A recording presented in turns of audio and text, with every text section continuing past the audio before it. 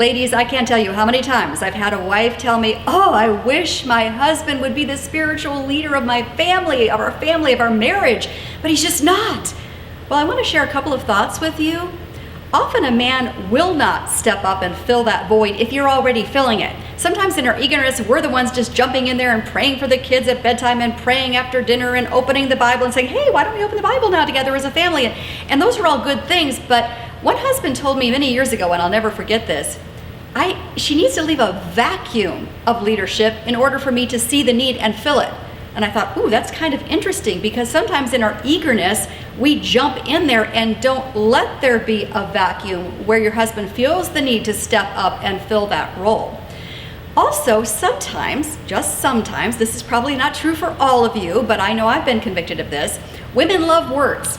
Most women love words. We're articulate. We like to read more than men in general. And so sometimes our prayers, when we're praying in front of our husband, maybe for our kids at bedtime or whatever, our prayers are eloquent, articulate, perhaps long. And it can be intimidating to our husbands. They're like, ooh, I can't compete with that, so I'm just not going to compete at all, right?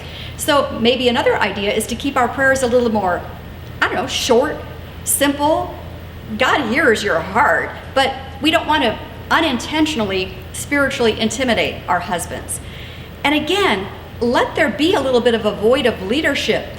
Ask your husband to be the leader in some regard. Like for instance, at bedtime, instead of you just jumping in there and praying, just turn to him as you're doing the dishes saying, I've got some other things I need to get done tonight. I'm actually thinking of knocking your socks off tonight a little bit later on. Hey, can you tuck the kids in bed? And would you say a little prayer over them? And then you just turn back and start doing the dishes again.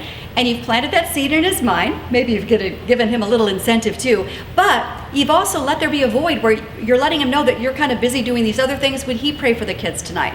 And as he starts gaining some traction here, he's going to start feeling more able to fill that role as spiritual leader. Part of this, ladies, is us learning to do something that is just not common in today's culture, and that's to be a submissive wife. Titus 2:5 talks about how a wife should be self-controlled and pure and kind and submissive. And really, we're talking about allowing your husband to be the leader, taking a little step back sometimes and saying, honey, I have this horrible migraine. Would you pray for me? Just a couple of words. And you're letting him know that he's needed. You're asking him to take a leadership role there, and then you just stop talking.